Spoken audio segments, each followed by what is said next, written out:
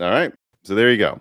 So really the seed that was planted for this leak or the leaks that I'm doing today came from a conversation I had with Jez Corden of the XB2 podcast and of course his YouTube channel. He's a big Xbox guy. I actually really enjoyed our conversation. I'll definitely be inviting him to come on again at some point. We're still talking offline as well. So it's always cool when we make connections between communities. But anyways, while I was talking to him, was it? Yeah, it would have been earlier this week. Um, there was a question from a fan that was like, what performance can we really expect for RDNA 5 in PlayStation 6 and Xbox Helix? Of course, I said, well, I've done a bunch of leaks before on this stuff, guys. So check out those leaks. I put a lot of effort into these things. Reward me with clicks for those things you haven't watched. So just ask me the same question again. But then I said, it's not that hard for me to pull out some of my old documents, some of them from a year or I think even 2 years ago, and just see if there's something in there that gives us an idea that I haven't talked about yet. And I noticed that there was. I noticed that, well, I had talked about these PlayStation 6 and therefore RDNA 5 performance simulations that I never like quantified what some of them said. Like I kind of took all the information I had last year, synthesized it, ran it past multiple sources, and I then told you what you should expect from the PlayStation 6. But I didn't tell you like some of the data that got me there. I didn't tell you like the different variants AMD and Sony were considering for the PlayStation 6. And it was very interesting. What I actually was looking at when I was talking to Jez was a document that had 48 compute units for the PlayStation 6. Now it's going to end up, I think, having 52 or 54, but a few years ago they were looking at 48 compute units. And I think they had that model clocked at 3 gigahertz. So, by the way, that also tells you that RDNA 5 was always planning to go above 3 gigahertz. So, at this point, I would be surprised if RDNA 5 was not above 3 gigahertz, by the way, for default clocks. Because if they were going to do that in a console, I mean, I would expect the desktop chips are even higher. Um, and then they had 16 megabytes of L2 cache locked in. And then they were varying how much L3 cache, right? Like all the way, I think it was from like 30 to 40 megabytes of L3 or Infinity cache, or it's called mall cache in Strix Halo. And then they're also varying from 28 to, I believe, 32 or 30, I think 32 gigabit per second GDDR7 and simulating the performance. And one thing that really stood out to me was even back then was that the amount of Infinity cache they added on top of the L2 cache they already had, the amount of bandwidth they added with GDDR7, more GDDR7 speed, didn't make that much of a difference. Like they could have something that looks like specs kind of similar to a PS5 Pro, and actually less compute units than the PS5 Pro in this example I'm talking about, and yet the thing seemed to be performing wildly better, showing you that RDNA 5 does not need a whole lot of bandwidth to do. Although again, that means for laptops, it's going to be amazing. But anyways, let me continue this because then this led me this week to do a bunch of research, kind of re-looking at all the stuff I had pulled from leaks before. Like maybe there were things I missed. This has happened before, by the way. I do a leak, a year goes by, then I go back and look, and I'm like, oh, I should have probably talked about this too, right? And so, just to recap, everybody, this is what the PlayStation 6 Holden console looks like. Same die size as they have now, but it's going to be on a better node. They're targeting lower power consumption actually than the PS5. That should make the motherboard cheaper, the power supply cheaper, the chassis, cooling cheaper. So everything besides the die and the RAM, they want to make cheaper because they, in a lot of the documents, they clearly say they don't want prices to go up. Now, of course, I don't think they forecasted the RAM apocalypse. So we'll see what actually ends up happening. But it's sad because I will say this: were this technology to have been available in like 2000, I don't know, right, 24, early 25, were they targeting to launch then before the RAM crisis? I think the thing could have easily been like $500 to $600 without a disk drive. I think it could have been, but we'll see where that goes now. And here's some more of the specs as well. But go watch the leak. I'm not gonna regurgitate much except for this. This is the interesting part here, everybody. So you look right here. I said 10 megabytes of L2 cache, and that's just what I called it in the leak. But upon going back and looking at my actual notes from a source, they called it GL2. That's right. My source back then called it GL2, and I didn't know why there was in front of it. So I just kind of ignored it and told you all L2. And then if you'll remember as well now, AMD has just revealed CDNA, and they are calling it G Global L2. And that made me go back and look at a bunch of other stuff, and that gets us to today's leak. I noticed also, and this was in tiny, I'm not going to show you the whole document. I don't think it's safe to, but this is from the simulations they were doing years ago.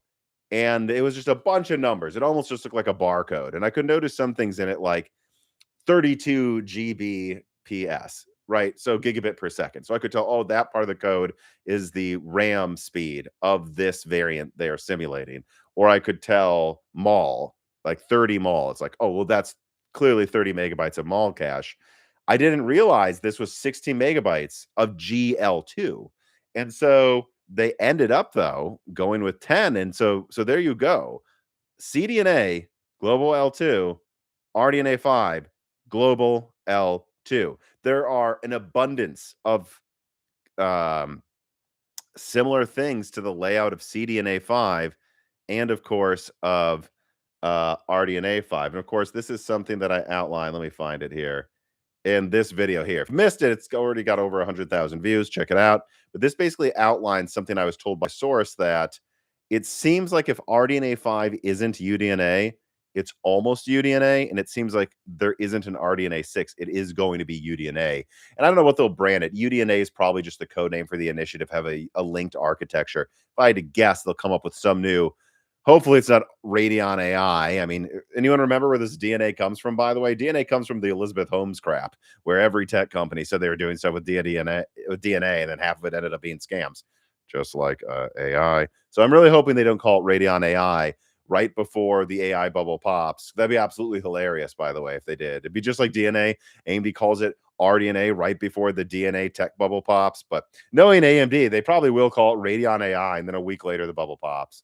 Anyways, going back to the leak slide, the new information here today, let me just go through the information to make sure we cover it. So as of late 2025, AMD has changed the design to have 10 megabytes of GL2 for the PS6, removed Infinity Cache, and upgraded from 48 compute units to up to 54. Now, I say up to 54 because I think I saw some evidence they might disable 2 compute units, so it's for consistent yields, you know. But anyways, the reason I mention all of this upgrading stuff here is don't read into 12 RB or 16 GL2 on here. The point is it says GL2. This is an old one of many simulated variants of the PlayStation 6. What's important is just noting that GL2 is called out on CDNA 5 and RDNA 5. Again, proving UDNA is happening to some extent with RDNA 5.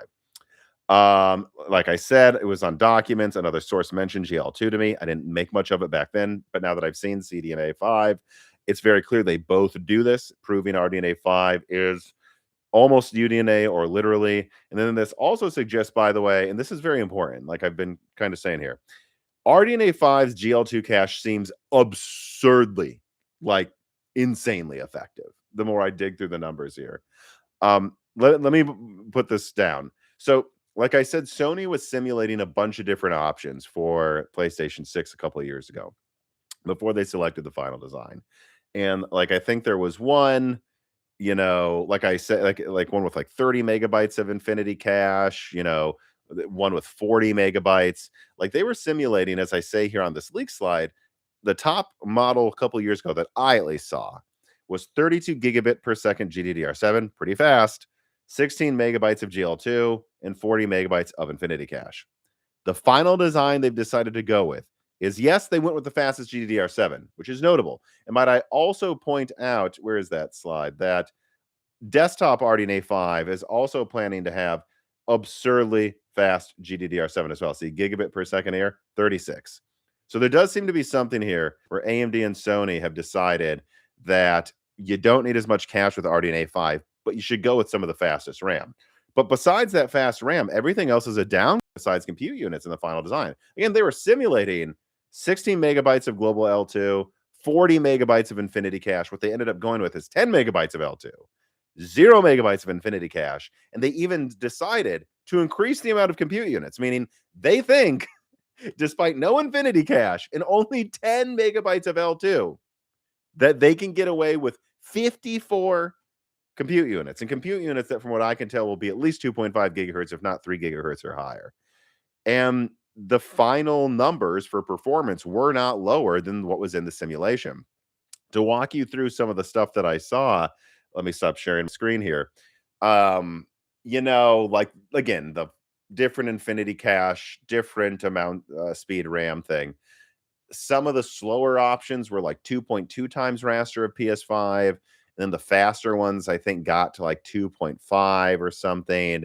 The final thing I saw was over 2.5, meaning despite simulating with all of this cache and like the final design, it does have more compute units than the initially conceived of models, but it has a lot less cache, and yet they still think they can get to like 2.5, 3 times the raster of a PS5, and therefore about double the raster of a PS5 Pro.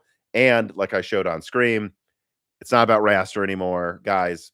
Like imagine what the PS5 Pro is doing right now, and I don't know what a recent game is to point out, but like I guess I'll still bring up Resident Evil 9 that has like 4K 120, 4K 60 mode with ray tracing on. Right. So take how Resident Evil 9 looks on the PlayStation 6, 4K 60. Yeah, I know they're using PSSR.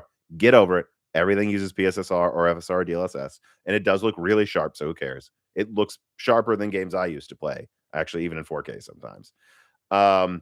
And now double what that 4K 60 you see on PS5 Pro that gets you to 4K 120, but then 6 to 12 times the ray tracing performance. What does that mean? Oh, that means that like all of the noisiness in Resident Evil 9 is going to be gone, right? And they'll be able to probably crank it up even more. So I think that's very exciting, but it's not really all about PlayStation 6 today, right? This information came from PlayStation 6 and RDNA 5 documents because they're the same thing, right? Like this suggests that RDNA 5 is freaking insane. Like I just want to highlight how insane this is. Let me pull out RTX 5090 and then let me go to Tech Power Up. Like what does it have for L2? So it has, let's see here. It is 96 megabytes of L2, right?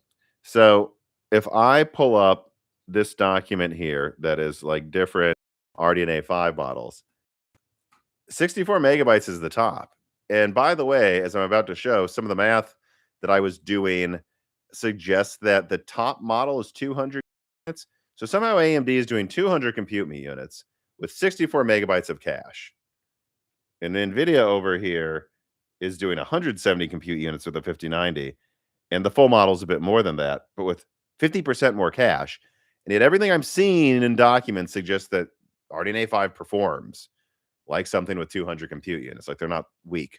So I don't know. I think this really could be a Maxwell moment here. But let me continue because it gets even more interesting. So all of this stuff happens, and I start going through a bunch of documents and like double checking things I missed. And then I even fed it into an AI, and I was like, anything else I missed here, or like point out similarities between RDNA 5 and CDNA 5. And of course, I've already talked about in a previous video, Wave 32. CDNA 5 moves to Wave 32. That's seemingly merging more towards the gaming and compute at the same time. But another interesting thing is the AI flagged that the amount of L2 seems to be the same per work group compared to RDNA 5 and CDNA 5. That's crazy, right? Like, obviously, CDNA 5 has a ton of L2, but it also has hundreds of, compute units more than what big RDNA 5 will have. And actually, if you look at the amount of cache with AT2, it is the exact same ratio, apparently, of cache per work group as CDNA 5. Guys, what? Wave 32, global L2, and now the global L2 cache ratio between work groups in CDNA 5 and RDNA 5, at least the RDNA 5 using Xbox Magnus, is the same. How did I miss this? I haven't seen anyone else talking about this too, looking at the data I leaked a year ago. CDNA 5 seems kind of like RDNA 4.9. Like I'm gonna say it. I mean, it's not. It obviously lacks some key features that would allow it to run a game. So it's not. It isn't the same thing. Don't clip this and misrepresent what I'm saying. But when we're talking about AMD merging architectures, it is in front of us. It's already happening. CDNA 5 is a stepping stone towards RDNA 5 which is a near unified architecture for everything. It's crazy. It's right there. It's right there in front of us. I'd say the biggest difference. I haven't done enough research on CDNA 5 to go through all the differences. Right, I'm not qualified to go through that. But what I will say is, to my understanding, I think doesn't CDNA 5 have double the stream processors? Maybe someone in the Moore's Law is Dead Discord can say this. Doesn't CDNA 5 have double the stream processors per work group as RDNA 4 and 5? Like, if that's true, then that means it's kind of the same architecture, but they're just packing more teraflops per work group in there. Maybe someone can correct me if I have that wrong, though, in a chat. But besides that, that's basically it. So another thing I want to point out here, though.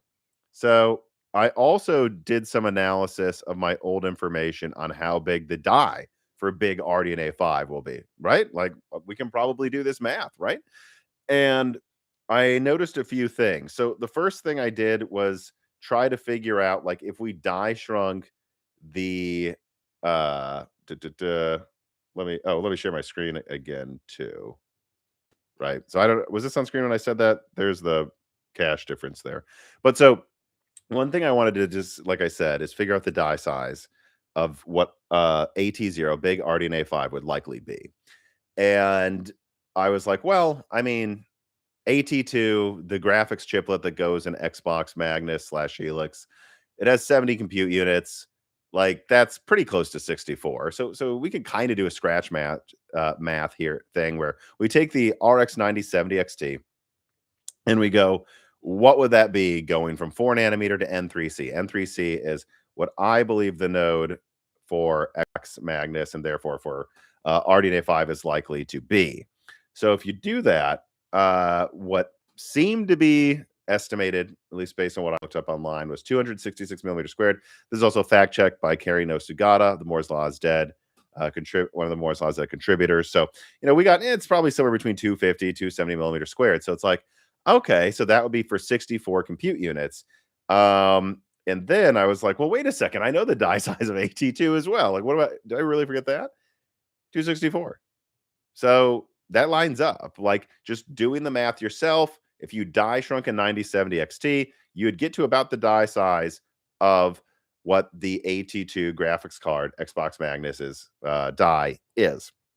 Now, of course, remember the display out isn't on this die, so that would also explain why it fits a few more compute units, right, than otherwise. But what else was I going to say about this? But then, all right, so then you scale it up. If this is how big that is, like, what do you get to?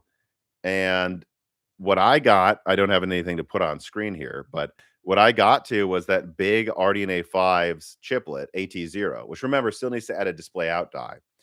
That gets to about 680 to 760 millimeters squared.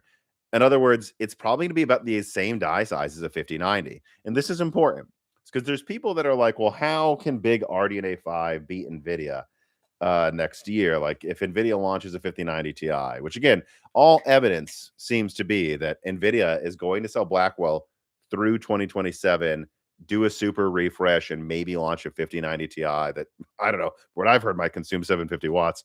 And then that's it. And that they're just going to wait until 28 or 29 to launch a full next generation because they want all the capacity for AI.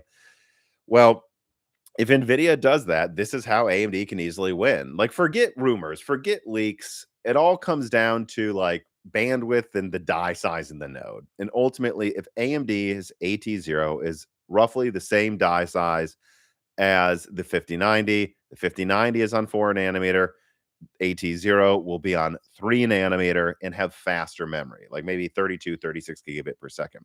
And so that's that. That's just a node advantage. That's how AMD wins by whatever it ends up being, 20, 30, 40%. If NVIDIA, especially if NVIDIA doesn't launch a 5090 Ti. And also, what's the other thing? Oh, and also don't forget there's also the display out die. So if the big version of this is the same die size on 3 nano, well, I'm not sharing my screen. I'm forgetting to do that sometimes here, aren't I? If the big version of this, right, the one that can go up to 512 bit for the memory bus, the version that goes up to 200 compute units, from what I can tell, from what I've looked at, it's 200, 208, or 216 probably. But who knows? I think it most likely the number is just 200, which is an interesting flat round number for them to go for. Anyways, though, like if that version is the same die size as a 5090, keep in mind the display out might be another 20, 40 millimeter squared. So in reality, AMD would have a die size that's bigger than NVIDIA's. And the part that matters will be have an entire node advantage in faster memory. Yeah, that's how you get to something that just crushes what NVIDIA has while using less energy. It's a node. It's a better node. Better nodes use less energy, right? That's how you had um like the 6900 XT matched the 3090 while consuming notably less energy. In fact, in 1440p, it was stronger despite NVIDIA having a bigger die size. But of course, NVIDIA was better at ray tracing, so that's what the extra die size was going towards. But we don't need to relitigate that. I just think that's exciting because there's the math. You should expect big RDNA 5 slash maybe UDNA to have a 5090 die size on 3 nanometer plus a display out, making the total silicon bigger. And all evidence is that it needs less cache to do more. Of course, though, it'll have faster RAM. That just seems to be the balance with that. And yeah, it's exciting. I thought you all find that very interesting today. You know, and that's not all I have to say though, because I actually next I want to move on to an issue I have here. I think a lot of people are not have not gotten through their heads a headwind Nvidia could face in performance and how their graphics cards handle CPU overhead. That could just kind of make any strong AMD graphics card win by default next year if all they have is Blackwell. Now, if they launch the 6090 next year and it's actually on the same node and maybe it has a better hardware scheduler, well, then whatever. What I'm about to say goes out the window. But I really want to show some examples of like a fundamental issue NVIDIA still has not fixed that has been plaguing them since, I don't know, maybe since like Pascal or before, but certainly it's been rearing its ugly head since really, I would say Ampere. But first, I would be remiss if I did not get to the ad from Micro Center. That's right. This piece of content is brought to you by Micro Center. And right now they're having back to school tech deals. Make sure that you go to the links in the description to check those out. Also, make sure that you check out that you can get a free 128 gigabyte flash drive at Micro Center Austin, Texas, or the Columbus, Ohio location. Again, you can be an existing Micro Center customer. You don't have to buy anything. You just have to sign up for the new location to visit. You go there, they give you a free flash drive. You don't need to even buy anything before you leave.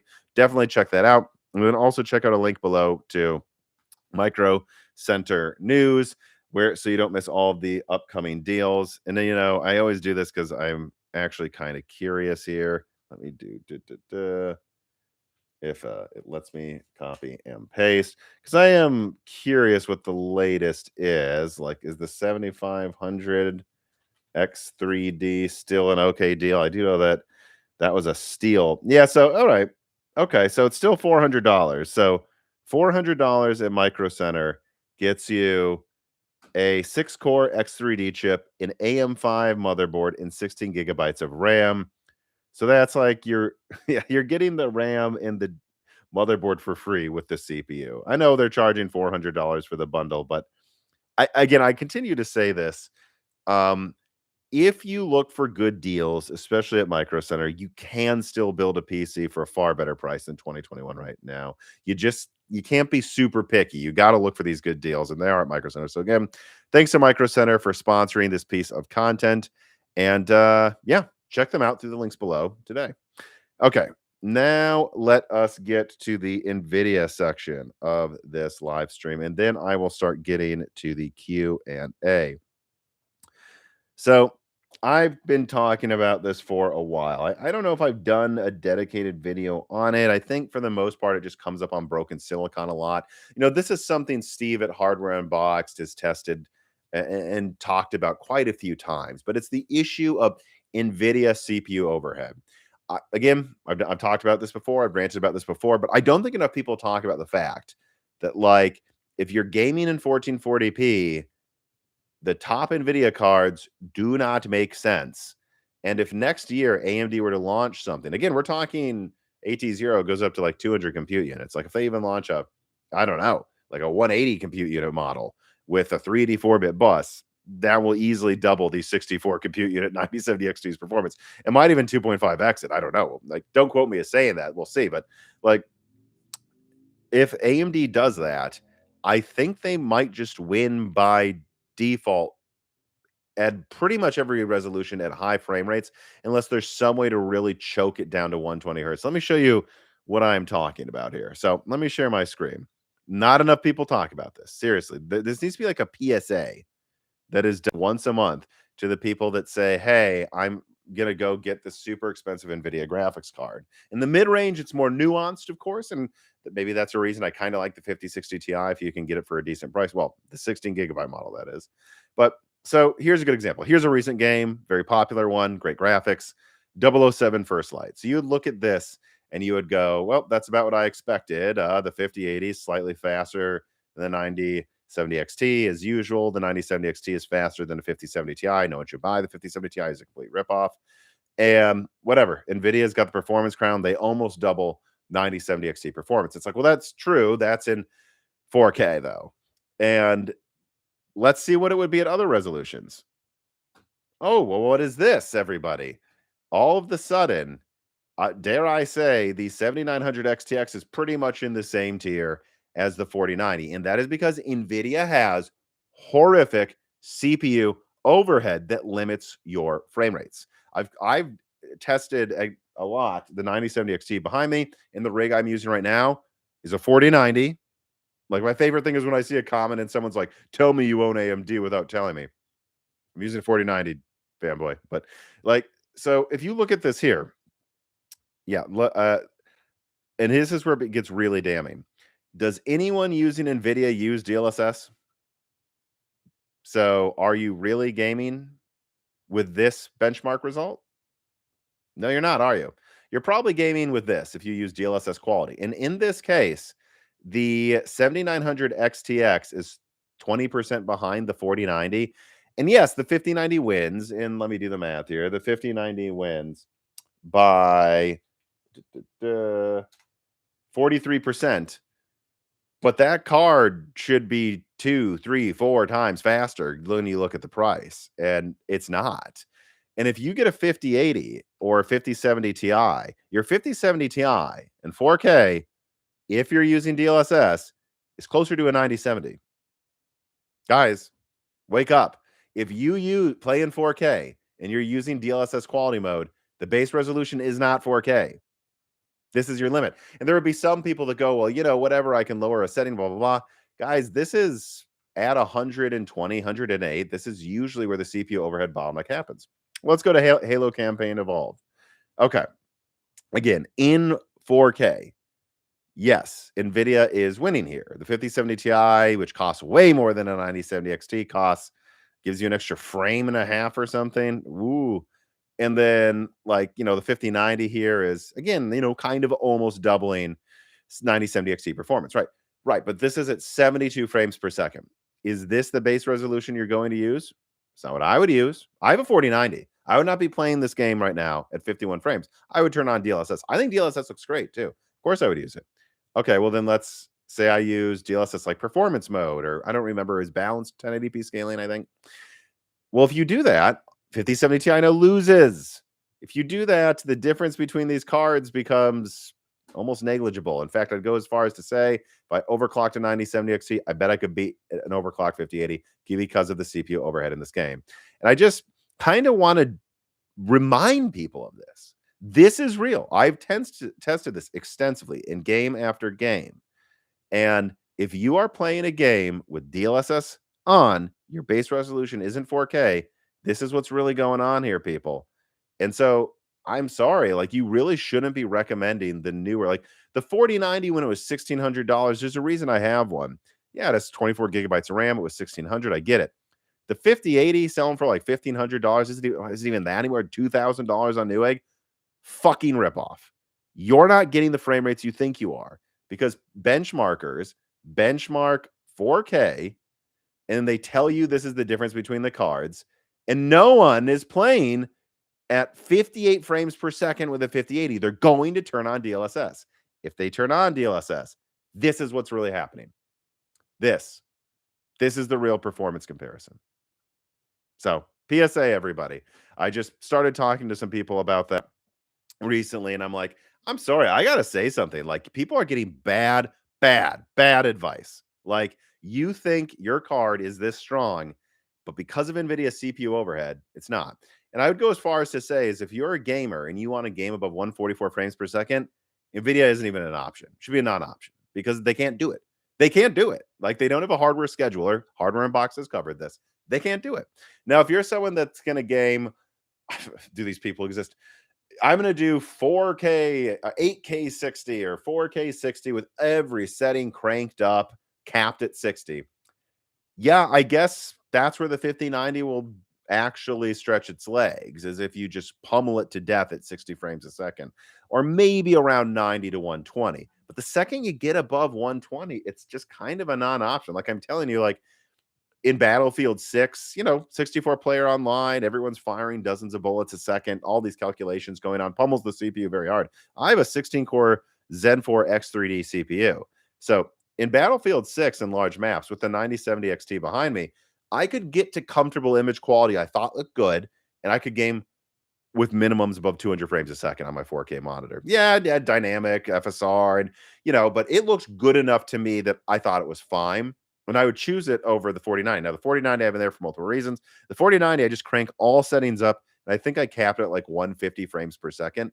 And so it's not, it's apples to oranges. My 4090 is running higher settings than the 9070 XT was for sure. But it's like because I had to. You know what I mean? It's because I had to make use of its horsepower because it just never was going to consistently hit 200 frames. And again, Hardware Unboxed tested Battlefield 6, found that at like reasonable settings you would choose, the 9070 actually beats the 5080 or is comparable. Just keep that in mind. But this is where I then pivot into the 5090 Ti problem, right? I've made very clear the concern I have, but I want you all to think about what this could look like next year if, and it is an if, it's an if Nvidia really doesn't have the successor to Blackwell ready. If, that's one if. Second if AMD really does launch big RDNA 5 to gamers next year. And then third if all they have is a 5090 or a 5090 Ti. Because even if they launch some 5090 Ti that pushes to the max 750 watts, it's 2,500 or $3,000 on paper, probably $5,000 street price. And they even managed to push performance up 20% from the 5090. I still think that a big AT0, even one that's cut down to a 3D 4-bit bus, is probably going to win by at least 20%. But that will be in 20%, right? Let me show you. Let me show that chart again. I should show you. So let me show you why NVIDIA right now, I believe, is convincing themselves that we can get away with a 5090 Ti because we're already so far ahead of AMD. This is what NVIDIA is looking at. They're looking at this chart here.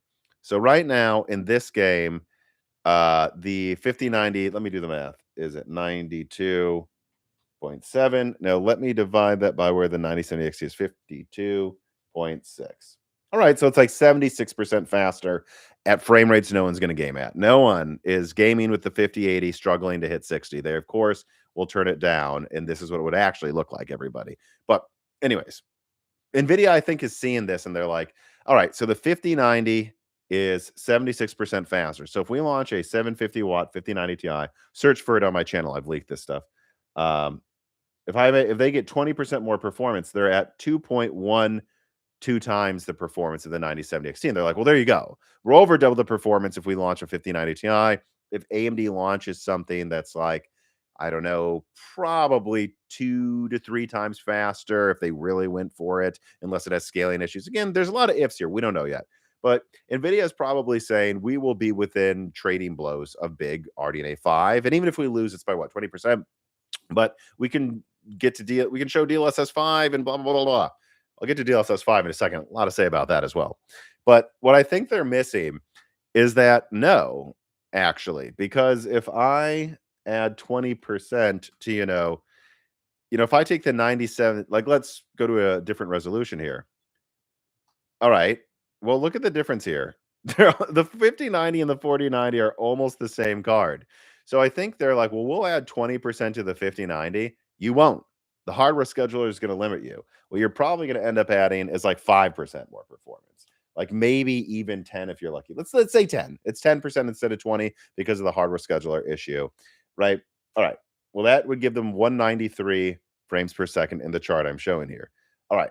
And then let's take the 9070 XT, 139.9, and multiply that by even just 2.25. 314. AMD wins by over 50%. Over 50%. And I know it sounds like this sounds insane and like hopium and cope. It's not. Nvidia has a performance ceiling. And so if you crush it in 8K, which I don't think almost any reviewer is going to test it in 8K unless Nvidia tries to bribe them to do it like they do with Ampere. What you're going to actually see is Nvidia thinks they have this extra performance they'll add. And what they're going to add is like 5 to 10% in the scenarios you would actually see an uplift, which is to say, going from like 144 to 175 frames per second gaming. That's the realistic scenario. You'd go from a 5090 to 5090 Ti. What they'll find is it won't go up that much, but AMD's goes right above it. So I think this is something Nvidia probably hasn't planned for, or they don't care. Guys, there's totally a chance Nvidia doesn't give a shit. Maybe. But I just don't think enough people get this. That like we're not moving to 8K. Nvidia tried to get us to with Ampere. They had all this 8K marketing. We're not going to 8K. They are stuck on 4K. And it is getting to the point where even like mid-range AMD cards with the right setting are doing over 144 and 4K. So if AMD launches something twice as fast as that, boom, you go from 144 gaming to 240, 360 hertz gaming maybe.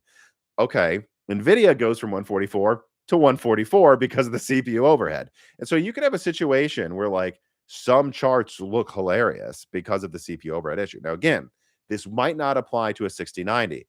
Nvidia's not dumb. They might know that they've gotten away with being lazy with this part of their architectures for as long as they can, and they need to go to that. They need to add a hardware scheduler, but I don't know. Where's the leaks, everybody? Like for example, Danger Man 1337 writes in here from the Moore's Laws at Patreon. It says, we still don't have any RTX 60 die leaks, even by the supposedly legendary Nvidia leaking Liverpool fan Copite 7 Gimme. It really feels like maybe October next year, but I can't see them pushing it beyond CES into 2028. RTX 60 should be given. Yeah. So I'll just ignore the rest of that. Like, no, Danger Man. There's no evidence they're launching the 60 series next year yet. There still isn't. I don't know if you follow my leaks closely. Like they could. I still think they could, but we're most of the way. We're now, it's crazy how fast time flies. We are most of the way through 2026. Where the fuck are the 60 series leaks? There aren't any. What we have is leaks from me and other people that the 50 Super Series is basically done, has been done for a year actually. And they're just waiting for RAM to launch that. So if they launch the Super Series, like at this point, what are we even talking about? Early next year, mid next year? They're not going to launch a Super Series if they think the 60 series is launching 5 months after it. That suggests AMD may have free reign next year. If AMD has free reign next year, it is not going to be trading blows in a lot of games. In a lot of games, the 5090 will be limited to like 144 to 180 hertz, and AMD is going to be flying past 200, and it might look comical. All right, now let me move on to the final factor about this here. So this is where I bet a bunch of Nvidia fanboys are like, DLSS 5. Guys, I'm not convinced DLSS 5 is going to be this mega strategy boost that Nvidia thinks it's going to be. In fact, it could be an albatross around the neck of the cards they showed on. Because so far, all Nvidia's shown is the Resident Evil 9 crap that everyone memed on. And then they said, hey, that doesn't count. And then at SIGGRAPH, a month ago, a couple weeks ago, they tried to reintroduce DLSS 5. And I'll admit it looks less like an Instagram filter. Congratulations. But actually, let me see if I can pull that up because I should have the files handy. We did just talk about this on Broken Silicon. And I think it's worth, for the people who didn't watch that, pulling up one more time here because it's hilarious. Right. All right. So let me pull this up. Share my screen. Share. Of course, this is the original. If you missed this video, DLSS 5. Basically, Jensen, Yassified Jensen, this is what I think of the original DLSS 5 demo. They might as well show Jensen normally and then show Jensen with blonde hair and blue eyes and gone, isn't this magic? Because that's what they did to Grace in Resident Evil 9. But, all right, so I'm really squinting to see the difference, guys. All right, super advanced. Are you ready? You ready to see why you should get a 5090 Ti that uses double the energy and is weaker than a whatever it's going to be called RPX 1090 XTX or whatever? Oh my god. Let's do it again. Oh shit. The fucking shadows moved. Like this is why we're buying a $5,000 750-watt Nvidia card. Color me unimpressed, guys. And again, this is what they chose to show you. This. And this was probably the best. Yeah, but at this angle, it doesn't impress me either. Yeah, I think that's my point. It doesn't impress me at all. And this is what they chose to show. And notice, what did they not show? They didn't show Grace again. Why not? Now, maybe it's because Capcom asked them not to, because actually, there's a lot of rumors that Capcom's pissed about DLSS 5. So maybe that's why.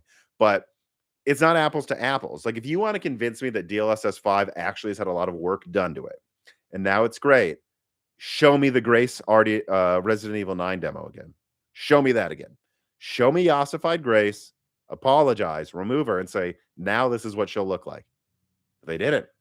They showed me roses that look like you were changing the time of the day for the shadow, where the shadows were. And there might be someone that comes in here and is like, actually, if you're an artist, I can tell that's a lot more accurate. Well, whatever, man. To most people, that's going to look like you just changed what time of day it is. It doesn't really look better to me. And what Nvidia said about that demo, again, the one where we're supposed to be excited that a watermelon looks 5% sharper, they said, and we believe some Nvidia cards will run this at 60 frames. Some? Which ones? Is it the 5090? Is that with frame gen? So if I want to use DLSS 5, I need to get a $5,000 graphics card and get pummeled down to 60 frames per second? No.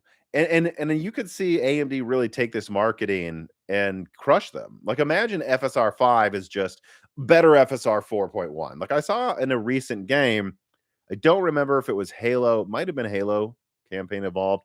I don't know, but they tested FSR and DLSS and they found the ray reconstruction in the newest FSR actually beat Nvidia. Like, so they're pretty close. The latest DLSS and the latest real DLSS, not the neural rendering one, in the latest FSR.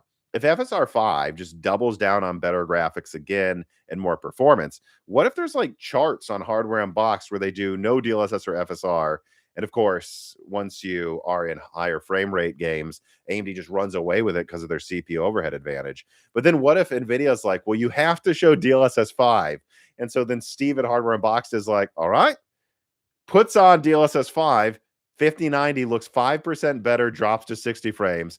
Puts on FSR 5, to be fair, AMD goes from 200 to 400 frames. I'm just saying, I'm not so sure DLSS 5 is going to be this thing that excites gamers as much as NVIDIA thinks. Because if they mandate that you show DLSS 5 in a review, I think a lot of reviewers will say, okay, but then we're also going to show FSR 5. And FSR 5 tripled our frame rate, and DLSS 5 cut our frame rate in half so that we can see roses slightly change shadows. I just think we need to throw all of this out there, right? I want to throw all of that out there. It's something I've been percolating on. This is why it's at a loose ends. It's like something I've forgotten to talk about this month, but probably could have been its own video. I actually had it as a draft for a video, but I just didn't have time, so I'm getting to it now. I understand, that NVIDIA has all these advantages. I also understand, though, that AMD seems to have captured lightning in a bottle with RDNA 5. We'll need to wait for real benchmarks, in final silicon, but it seems really, really good. And if AMD launches something even 10, 20% faster than the 5090 Ti, if the 5090 Ti even comes out, I mean, it might use too much energy to exist. Like, I think it's going to be misleading, and NVIDIA might think, oh, but we have DLSS 5. And it's like, yeah, but that lowers your frame rates. AMD's raises them. And in fact, once you do that because of CPU overhead, AMD's like doubling your frame rates, and NVIDIA's like down here limited to 120 frames per second, like a console GPU. So yeah, and if you want any more about a discussion about like how I think we need to consider that Sony could be in for a spanking by Xbox next year, maybe, not promising, and that NVIDIA could actually maybe finally, learn a lesson. Here's the thumbnail for the die shrink that just came out. So That's on the Moore's Law is Dead Patreon. Another over an hour conversation there that you can have of us talking about how hubris and vibe shifts can lead to the downfall. I mean, I think a big quote that I said I'd like to repeat here too is I understand it's hard to quantify a vibe. And I think that's why Sony is so arrogant right now with their killing disc thing. It's because quantifying vibes is impossible. You can't quantify it. Xbox could not quantify if it really mattered that they screwed up their messaging with Xbox One. Remember, Xbox One sold out when it launched. There was like a month where everyone was arguing if PlayStation 5, PlayStation 4, or Xbox One was winning in sales by like 1%. But then 6 months later, it was obvious which one made the better decisions. And it's because you can't quantify a vibe. But we've seen in the past vibe shifts kill momentum for Xbox One, PS3. Sony almost didn't recover from that. They barely did. And even the Vita, I think with the memory cards and how they handled the rollout of that launch, like misleading, like how many games would be on it. Vibes are hard to quantify, but they are real, and a vibe shift can kill a console. So, or market share and do it yourself, like with Nvidia. And so, I just wanted to say that little rant there as well. All right, let me now get to some of the reader mails. Also, please like the video, everybody. I mean, there is almost 1,200 of you watching. Share this to your friends. Like, hey, this guy's crazy. He's talking shit about flowers. Tell your friends to join. And make sure that you hit the like button. We should have over 1,000 likes if 1,000 of you are watching, at least in my opinion. All right, let me move on. So first, let me get to some of these tipped questions. Satoru Suko writes in and says, why do you have a new hair and beard cut every live stream? It's because my facial hair grows quickly and I have curly hair. And because I have curly hair, my hair is different every day. And I don't care. I think it looks fine if it's a little longer. I think it looks fine if it's more like an afro. I'm not going to let that affect if I can do a live stream on time or do a live stream 5 minutes late every time. That's a Moore's Law, I promise. I will always be 5 minutes late. All right. Let me see here. All right. All right, so here's another one here. This is a CPU question, GPU question. All right, let's get to the GPU one first. The next one I'm going to read is Beyond Ellis, Beck, and Dornick. If there was a question in between those, make sure that you send that to like a Moore's Law's Dead mod or like repeat it in case. Because sometimes, for some reason, YouTube like deletes tip chats. I don't know why. But anyways, here is some RDNA 5 questions. I'd like to get to them. So Dornick writes in and says, based on leaks so far, UDNA and RDNA 5 seem kind of like modernized GCN. Well, they're entirely different architectures, but it's a similar mentality, maybe. Yes. And then he continues. Let me change the color. With that said, do you think we could get something similar to Vega and Fury? Well, what does that mean? If it means a big GPU, yeah, I mean, what? Fury was a 600 millimeter square die. Seems to be what AMD is doing with big RDNA 5 again. Does it mean HBM? No. And before I get a question, I'm sorry if I get to one and this is what the question is, but I seem to get it every live stream. When will there be HBM gaming cards again? Never. I mean, I don't think any time for the foreseeable future. It just doesn't make sense. GDDR7 is crazy fast, first of all. We also have things like, global L2 cache or infinity cache that really make do with less raw bandwidth. So I think it's kind of made HBM kind of obsolescent for gaming cards if you can just do cache. Because think about the wafer, right? HBM, I forgot what the number is. Someone will probably type it in the live chat, but I remember HBM wafers compared to normal GDDR wafers use 2 to 4 times the capacity to make the same amount of gigabytes. Now they are more efficient, higher capacity, take up less room on a board. HBM is just better than GDDR. Sure, no one's saying it's not. But if per gigabyte, it takes up 2 to 4 times the wafer capacity, in times of shortages, there's just no way you're going to do that. Furthermore, let's say that the AI bubble pops tomorrow and then the RAM prices start coming down. It's like, right, but okay, let's say that happens. Even then, I'm not sure HBM makes sense for consumer. It made sense with the Fury, which was crazy bandwidth bottlenecked and didn't have infinity cache. But how much space does adding like another 16 megabytes of global L2 add to the die size? Right? Are we adding 10, 20, 30, 40 millimeters squared? Okay, so you're adding like a ultra budget, like smartwatch die size amount of capacity, as opposed to making the RAM take up 4 times wafer capacity to use faster or higher, not faster really, higher bandwidth RAM. That doesn't make sense. Use extra wafer capacity. I know that's not the same wafers exactly, but bear with me here. It's probably just cheaper to add die size to the die to get more L2 or L3 cache on the GPU and then use slower RAM than it is to waste some of your capacity using HBM on a consumer product. I think that's, and I've actually never thought about it that way before, but I think that's why we're not going to see HBM in consumer products for the foreseeable future. The only way would be as if like it collapsed so much in price, they're just begging people to take their RAM capacity, and then maybe, but I don't think that's going to happen for at least a few years. So, and by that I mean like so much capacity open that they're begging for people to take HBM off their hands. So I don't think so. All right. Shonery writes in and says, do you think RDNA 5 could actually surprise Nvidia this time? I do, but well, no, I was right before. RDNA 2 did surprise Nvidia. AMD just didn't have the capacity to keep up, but it did. Nvidia was worried about RDNA 2. But he says, that doesn't mean it took market share. Or, I mean, like, it's complicated, the market share thing. Let's not get into that now. If so, what part of RDNA 5 do you think NVIDIA should be worried about the most? Well, I basically just told you that they are overconfident in the wrong numbers. A similar thing with PlayStation. That's why I just did that die shrink comparing NVIDIA and Sony to each other right now. Support us, $2 tier gets you access, everybody, and the access to the Discord. But what worries me most for Nvidia is what they don't account for. And I think, like I just said, they're looking at these benchmarks. Let me share my screen again. They're looking at these benchmarks, and they're like, look how ahead we are. If we make a 5090 Ti 25% faster than this, the chart's over here. AMD has no chance. And they're forgetting none of these people are gaming at this low of a frame rate. They're going to turn on DLSS. And this is the difference right now. That's what I think NVIDIA might not be accounting for. I wonder if someone at NVIDIA will see this and tell their bosses to consider this. You'd be surprised. That has happened before. Not that I think they can really change their plans for next year by now, but it might change how they decide to market some things, or like make them go, maybe the 6090 should come out sooner.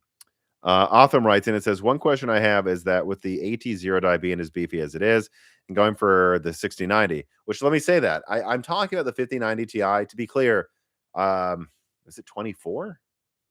It was 2025. I had a doc that just directly said RTX 6090 competitor. So AMD is intending big RDNA 5. It was designed years ago to compete with the 6090. But he says, do you have any idea of redesigning their cooling strategy for RDNA 5, like what NVIDIA did for the 50 series? Or are they going to keep the same triaxial fan design and just increase size a lot? I mean, well, what was the TDP of the 7900 XTX? That was a 2.5 slot card, to my memory, and 3 fans. And wasn't that just like 355 watts? Yeah, 355 watts was the 7900 XTX. So again, this is where I say, watch my leaks, people, but you're here. Gaming. This was the top gaming plan card as of about a year, maybe a year and a half ago. Desktop gaming, AT0, 380 watt. I think they can just use a normal 3. They're not NVIDIA.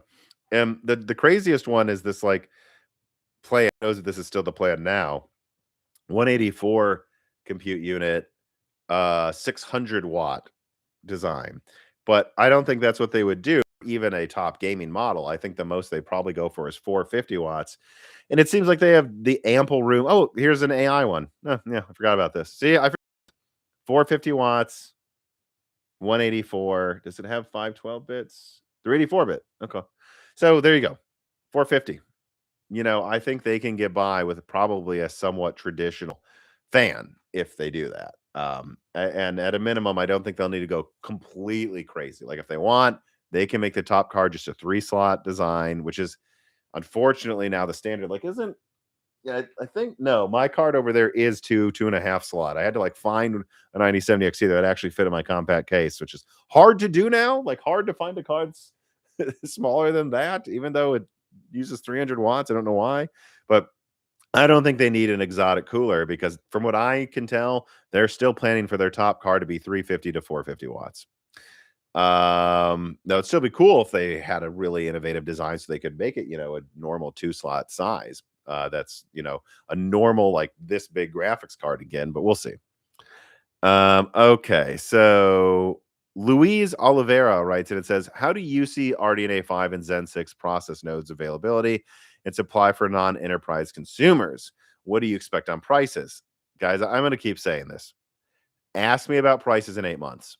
Like, why would I tell you what I think about prices now when everything is changing so quickly? Tariffs on, off, Iran war on, off, circular spending going on in the AI bubble. Ask me in 8 months. It'd be a waste of my. I've told you. I did the bomb cost thing of the PS6 like a year or two ago, where I'm like, this is why it could be $600 or something. And then I did it when RAM prices were crazy earlier this year, and I'm like, this is why I think it would probably be 900,000 most. I don't think it'll be 1,000 still. By the way, I think the PS6 is probably likely to be like $600 to $900. But well, if it was now, I don't know. Maybe RAM prices collapse. But that's the thing. I don't know. I told you the worst case. I told you the best case.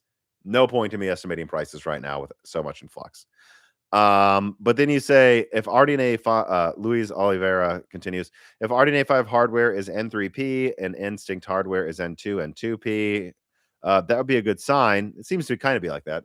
What about Zen 6 desktop? Well, again, watch my Zen 6 leaks. It's a bunch of nodes that they can choose from. But one thing I will point out here, and actually I should probably put this on screen. Actually, I think it's going to be something we cover in the new broken silicon. So let me just pull that out now. I think I added this. Did I not to the wrap up? So we'll bring it up again. It hasn't added the script yet. I'll just Google it. TSMC 100,000 wafer 2 nanometer. Isn't that not in the news? Of course, now it decides to be slow. Yep, there it is. Yep. So let me put this on screen because this is something where people don't get that they are trying to meet demand. There's not like a cartel that wants to make less stuff. That is bullshit. Look at this. TSMC ramping up 2 nanometer production. They want 100,000 monthly wafers by the end of 2026, the end of this year. And it is it was planned to get, and 3 nanometer plans to get to 180,000 wafers. I mean, guys, come on, eh? Right, and so they're 50, like 50,000 right now. So come on, they are planning to double 2 nanometer capacity and get 3 nanometer capacity to eye-watering numbers. They're doing that, and they're building new RAM manufacturing facilities. Like, they are expanding as much as possible. So when you ask me, like, what's going to happen with capacity, I think worry less about TSMC and worry more about RAM.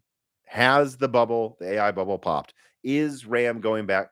That would be what would constrain things for a consumer on the AMD side. Nvidia, I don't even know how many graphics cards they even make for gamers anymore. You're asking me to predict when Jensen starts giving a shit about gamers anymore, and maybe he never will. But on the AMD side, they're using 2 nanometer for a lot of their advanced stuff. I know that Zen 7 is going to all A14, at least for the compute parts of their designs.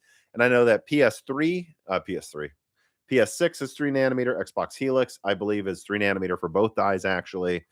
And they're even using 4 nanometer for some parts of these designs. So they should have the capacity, I think, to make a reasonable amount of cards probably by 2028. So that's what I think. But it all comes down to, can they get the RAM? I really think it's about the RAM still, guys. I do. All right. Let's see here. No News writes in, AMD announced that the 3D V-Cache version of Epic was a second half of 2027 product. Could that mean that Olympic Ridge X3D parts will also be the second half of 2027?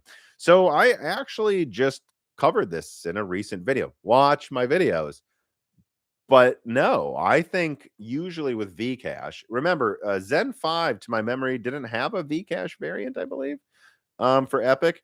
But traditionally, the EPYC server chips that get V-cache models, those launch after consumer. Usually AMD rushes out the consumer model when it's ready. So if you're seeing like Q3 for X3D EPYC, no, I think Q1 or 2 next year we could have X3D Zen 6. Congrats. All right, let's see. Logan G writes in, I upgraded to Zen 4 last summer just before memory prices skyrocketed. Actually, let me put down a timestamp here. CPU. Thanks for the heads up on that. Yep, I called the time to buy. The time to buy was mid last year. I've been planning to upgrade to Zen 6, but I'm wondering if it might make more sense to wait another generation. Do you think Zen 7 is likely to deliver a similar uplift over Zen 6? Yes. Also, how likely do you think it is that Zen 7 will launch on AM5? I've already leaked this, 100% chance. So both Zen 6 and Zen 7 are on AM5. I am more confident of that now than I was even a year ago. Like all documents, AM5, everybody. Now, when it comes to Zen 7's performance uplift, expect a much smaller frequency upgrade compared to Zen 6, but a larger IPC uplift, and they're still increasing cores, right? Zen 6 should have at least a 10% IPC uplift over Zen 5, but at the same time, probably at least a 20% frequency uplift, much like Zen 3 to Zen 4. The massive frequency bump should happen again. And so, all things considered, I'm expecting at least a Zen 4 uplift for Zen 6, plus more cores. So Zen 6 is a big one. Like, imagine if Zen 4 went to 24 cores and also lowered latency even further instead of using the same design of an I/O die. I know it's not the same as what they use in Zen 3, but it's the same layout. So Zen 6 is a mega uplift, probably the biggest uplift since Zen 2. Zen 2 was when they increased single threading performance a ton, increased core counts, increased frequencies, and moved to a new layout. Remember, Zen 1 and Zen Plus was like the way they did chiplets was just more of the same 8-core die. Zen 2 added the memory controller die, and Zen 6 takes the memory controller die and adds bridge dies for lower latency. So Zen 6 is a really big one, 50% more cores, probably 30% more performance or more per core, meaning probably doubling of multi-threading, massively better gaming performance. Okay, well, what is Zen 7? Well, Zen 7 increases core counts by 33%. It goes from 12-core CCDs to 16-core. So I've even seen some evidence they might put on some insane models for AM5, maybe, if we get a version of Steamboat or, well, I won't say the other one. I actually have a Zen 7 leak coming out, everybody. But IPC is expected to probably be 15 to 25% higher. So, you're looking at a single threading uplift that's probably a little worse than what you got with Zen 6, a multi-threading uplift that's probably a little worse than what you got with Zen 6 over Zen 5 again. But from what I can tell, it might be a mega efficiency boost. Zen 6 is also a lot more efficient, but Zen 7 seems like for mobile, it's going to be crazy. So pick your poison. They're both big uplifts. Like Zen 6 is probably a hair more of an uplift comparatively to what Zen 7 will bring. But like Zen 7 bringing you like 20% more single threading, 50, 60% more multi-threading, cutting power in half at the right frequencies. Does that sound like a small uplift? You know what I'm Oh, and also I'm remembering Zen 7, the amount of cache you can add is absurd. They're going crazy with how much cache X3D gets. I don't know. Pick your poison. If you're happy with Zen 4, you're happy. I guess to answer your question, I have Zen 4 X3D. It's actually a Minis Forum, technically mobile, but pushed to 100 watts motherboard. Can't recommend it enough. Very good deal. Like if you don't have a micro center, this is probably the best deal you're going to get right now.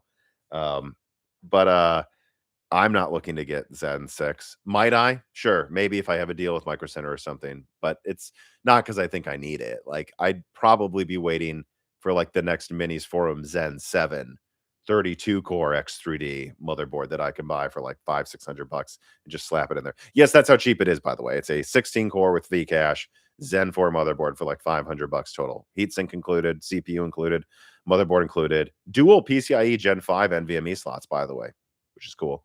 But yeah, so yeah, if you want to copy what I am doing, I would guess I'm more likely to get Zen 7 or 8 than Zen 6.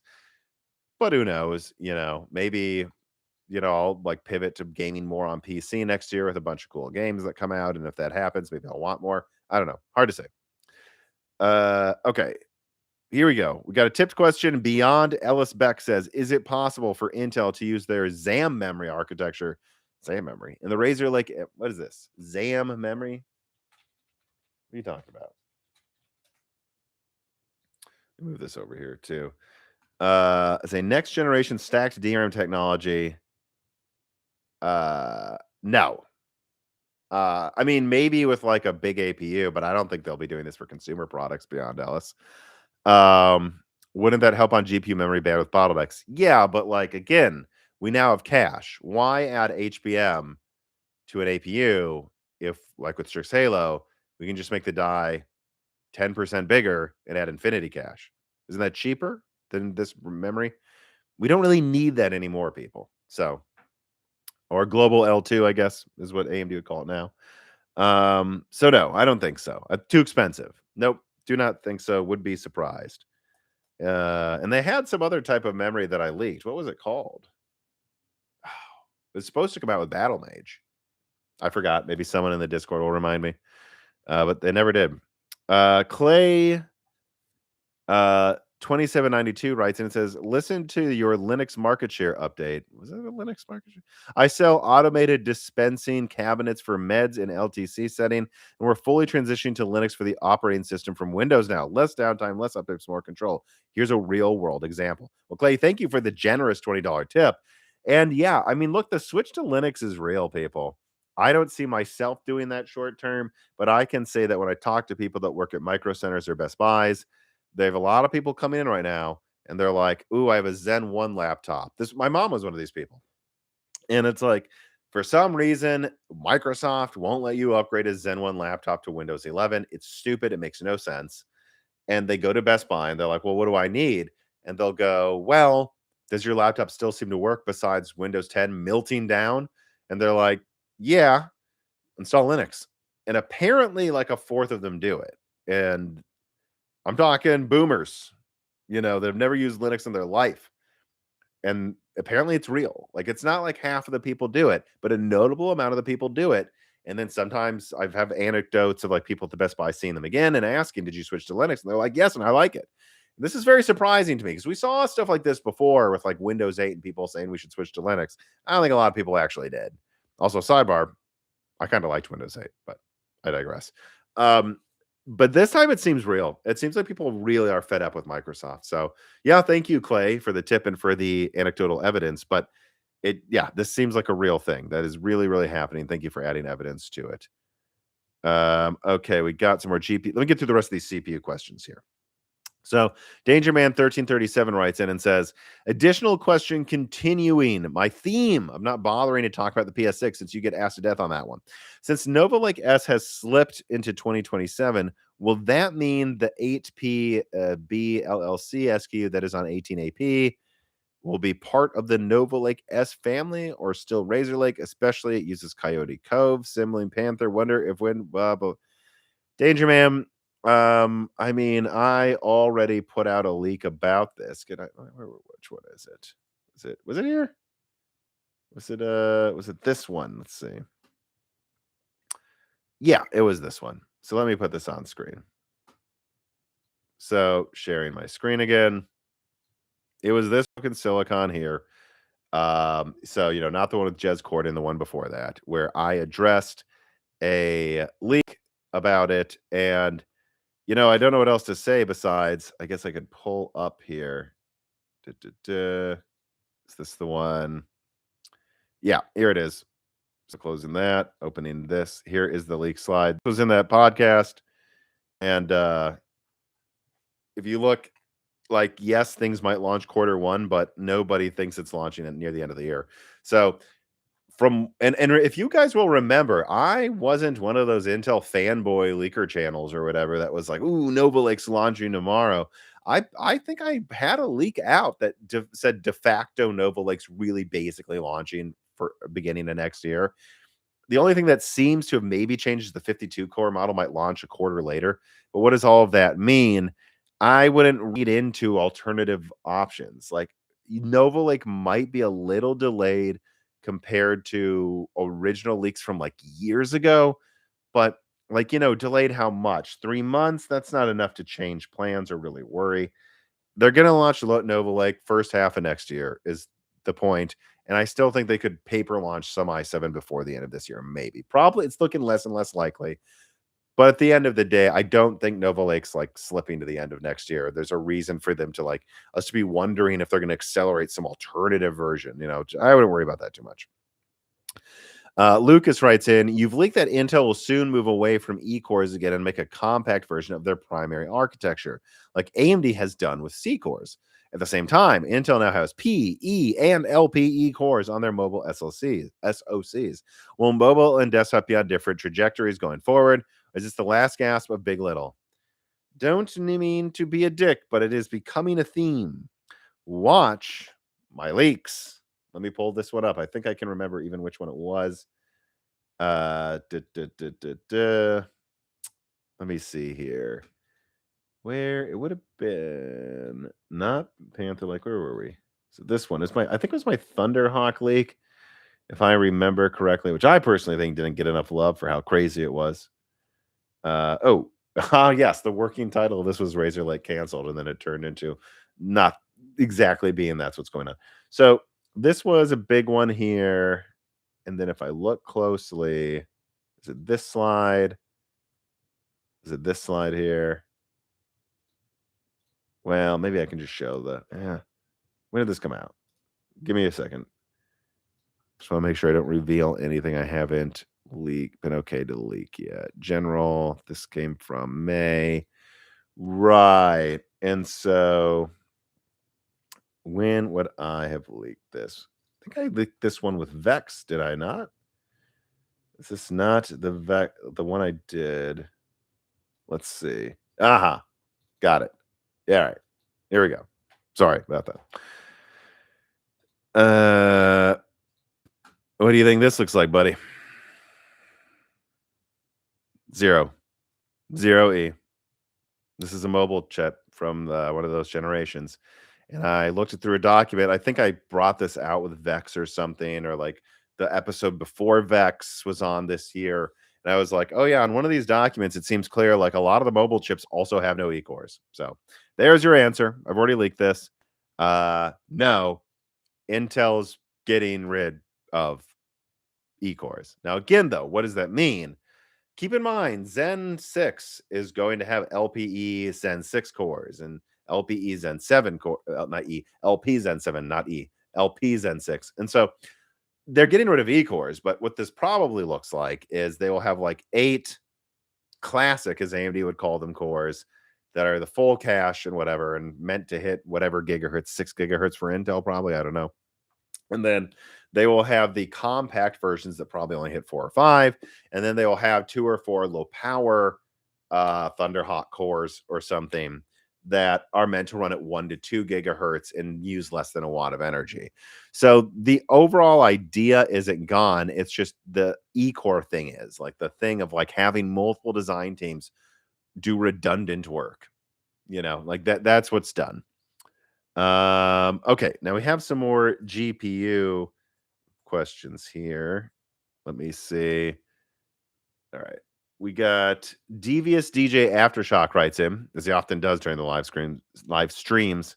And it's not Halloween yet, not a live stream. It'll be a live stream in October, as he often does during a live stream. And he says, has the WorkGraph scheduler WGS and async dispatch controller ADC IP blocks for RDNA 5 had mentioned to you? It's probably how AMD deals with scaling. Async design controller, I want to say some of that sounds familiar, but I'm not sure without more information what you're really asking me here. What I will say is, looking through the docs again this week, it seems like AMD's hardware scheduler has been beefed up a lot with RDNA 5. In fact, there are some designs, like I think probably Xbox Helix, where they have an imbalanced amount of compute units. I think PS4 Pro did this as well, by the way. But like where they have shader engines, like there's a memory controller, it feeds parts of the die. There's different quadrants with compute parts in it, and trying to make this as simple as possible. And you'd usually have the same amount of shader cores in each one. so that when you're scheduling, you're like, well, I'll send 25% of the screen to this quadrant, 25% to this, blah, blah, blah, blah, blah. Well, it seems like RDNA 5 is pretty good at having an imbalanced shader engine set up where they'll be like, oh, well, this one has this many compute units, this one has this many. I'll send 40% of the load there, 60% of the load there, and it doesn't have an issue doing that effectively. A hardware scheduler that's that good at doing that would also be better at scaling up to 200 compute units. So to answer your question the best I can, VSDJ Aftershock, the hardware scheduler seems beefed up in RDNA 5. So Clay2792 writes in, thank you again for the tip, and goes 5080 Super or TI that doesn't draw 5090 power and heat that can outperform the 4090 would be a decent value prop right at this point in the sales cycle. Would it be if it was $2,500? Right. It would be cool if it was out now. I mean, I agree, but I think what you would look, I mean, I've already done a 5080 Super leak and it would be 5080 Super. You know, it's like 24 gigabytes. I think 10 to 15% faster at most than the 5080. That makes it trade blows with the 4090 while having 24 gigabytes of RAM. And yes, if that was like $1,000, hey, you know, it's not great, but Nvidia brought $1,600 performance and VRAM capacity to the $1,000 mark with 5080 Super.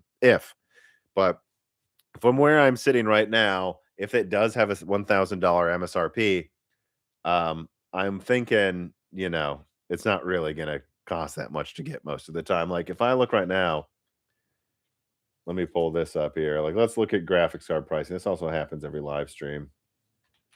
So this 9070 XT is a $600 MSRP. Actually, in Europe, it's hit $600 multiple times. Thank you, tariffs.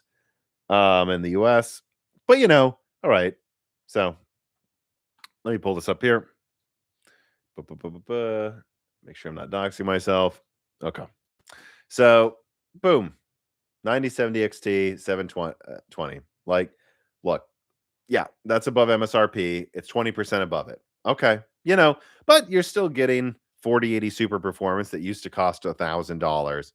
The same amount of RAM, pretty close to the same amount of ray tracing, actually. FSR is now about as good as DLSS. And you're getting that for a lot less than a 4080 Super used to be. I point this out because as much as the prices aren't perfect this year, they're so much better than they were 4 years ago or something. You know, things are better. If you had a 6700 XT, you'd skip the 4080 Super, and then, you know, maybe you missed the bottom on pricing, but it broke and you have to buy this now.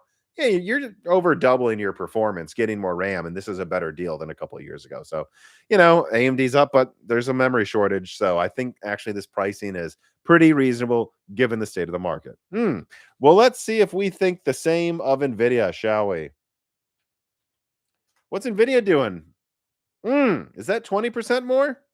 No, that looks like 50% more, 60% more, double. So if you come to me and you say a 5080 Super would be cool, I think it would be at $1,000. I think it's going to be $1,000, people. The 5080 16 gigabyte right now is selling for like 1,400 or more. So I don't, you know, it's hard to get excited for the Super series when it's still Blackwell with the CPU overhead issue. It's still probably going to cost a mountain of money because Nvidia is producing so low volume these graphics cards. All right, we got some AI bubble questions. So why don't let's get to that. All right. Put down the timestamp again. Oh, this keeps throwing me through a loop. And Intel. YouTube used to, like, on this side of the screen have the live counter so I could write down timestamps. Recently they just moved it to the other side. So I like keep writing down the amount of watchers, viewers, like that's the timestamp because that's where it used to be. But these are problems you guys don't have to deal with. I do. All right. AI bubble talk time. Let me just blow through here. Florida man writes in, I found a 6500 XT 4 gigabyte system selling for $1,200 at Best Buy last week. AMD must believe someone is willing to buy this dumpsterware with 4 gigabytes, or else why would they keep making it for system manufacturers? I mean, maybe I'm stupid, but how many people are buying the 6500 XT desktop at Best Buy? This is a graphics card from what, 2022 or something? And it's still at a Best Buy? Well, that tells me is Best Buy failed to sell a 6500 XT. So, yeah, I might be helping Steve actually at Hardware Unbox get a 4 gigabyte 9050 to test as well. Happy to help. We'll say, can't believe that thing exists. What a joke. Angel writes him, Let me save that one. That's a console question here. All right. So, uh, Mark Smith writes in, what do you think of recent news that motherboard prices will see a rise in price due to a shortage of PCB supply, as reported by WCCF Tech? I mean, I think I reported that a bit ago, and I don't know what you want me to tell you. Like, AI gonna AI. And again, like tariffs, oil shortages that's used to make a lot of these plastics, that's what's going on. Like, if people are just like, oh, there's a shortage because of AI. Yeah, AI is causing a lot of it. But PCBs, that to me sounds like an oil shortage issue. It's all connected. So thank the war in Iran for that. And yeah, I would expect that to go up. Well, I don't know the percentage. I'm not an oil expert. I would expect those prices to go up a bit. It sucks. Dave W. Mueller writes in and says, hi, Tom. With memory makers who are clearly, allegedly colluding and saying we're not going to get a price drop until 2030. Yeah, I think we will before 2030. Do you think when the AI bubble pops, they're just going to convert the data centers into you will own nothing servers? No. No. I think there will be a crash there. I'm getting bombarded with political ads, and not a single one is talking about ownership or data centers. Yeah, we'll see. I think that's going to change in about a month in the US midterms. But the thing with like the colluding, guys, from what I'm seeing and talking to people who work at these companies behind the scenes, and no, not like the marketing people, just engineers on the ground, they're trying to expand RAM capacity as much as possible. And I don't know why this is so hard for like the people who do performative outrage on YouTube every day to get this. Blame Sam Altman. That's who you blame here, guys. I've never seen such a build out of capacity, and he keeps buying it all freaking up. And let me show you. Well, like I need to show this again, like because this video here, I think it'd be worth some people rewatching this one because I think it's some of my best work, and it's since been like double verified by other people. I think Sam Altman bought up a bunch of RAM and threw half of it in a warehouse and isn't using it to screw over his competition. So blame him. And then that caused fear and a bunch of people scrambling to buy up stuff. And then everyone bought everything. And we're still dealing with this issue. I just saw an article the other day of like I think it's like a ridiculous amount of GPUs that haven't been assembled and plugged in because they can't get the RAM they need. And Sam Altman's hoarding it. Like, this is who you should be mad at, right? Not the people making RAM and just putting it on the market while they expand capacity more than they ever have in history. And it's not to say there weren't cartels before. It just that is not what I'm hearing is going on. What I'm hearing is going on is the AI companies are acting more and more shady and resorting to more and more desperate tactics to keep this bubble going. That's what I'm seeing here. Let's see. Alexander writes in and says, where the hell is the Steam frame? Where the hell is a lot of stuff Valve is supposedly working on? Also, he says, have you seen the ISI profitable? Oh, is AI profitable.com? I don't get how much longer this can go on. Well, let me share this because this is a funny one. And then I'll also read this question from Charitard. Name always makes me laugh a little. The bubble must be close to popping if all the AI heads are desperate to convince people it will last for another bajillion years. Absolutely. And we saw the same thing with the mining boom. Jensen Wang told all of you that the mining boom would last until 2024 or something. Did it? No, it popped in 2022. Like, they're always going to say that. Now, this is what was shared on screen here by Alexander. Is AI profitable? Just put things in perspective. No, I'm not seeing the profitability here. Oh, except for one company. And you know why? Because all of this red is really should be here next to Nvidia with the circular buying. That's what is going on here, everybody. And then let me see. Is there another AI question here? Can I do my rant now? We'll do the rant now. We'll do it live. Okay, so yeah. I really recommend that people check out the newest episode of Prof G Markets. They just had someone on. It was one of the people that called The Big Short in 2008. And this person is still skeptical about exactly when the bubble will pop. So this is not some mindless person that's just like been saying the market's going to crash for the past 10 years and missed 10 years of gains. Nor is this a person that's never critical. They called the 2008 financial crisis correctly. And right now they feel like a bubble could pop soon, but they haven't seen the things they would want to see for it to pop. And I summarized this in the Moore's Law Z Discord to the boardroom members there. And I just want to repeat it again. And it's something that dovetails nicely with what I've been feeling. Because I don't know about you guys, but I think a lot of you watching this have probably been feeling like for the last 1 to 3 months that it feels like we're near the top of AI, but it's weird, right? On the one hand, I feel like we're near the top. On the other hand, I feel like this could go another 12 months or so.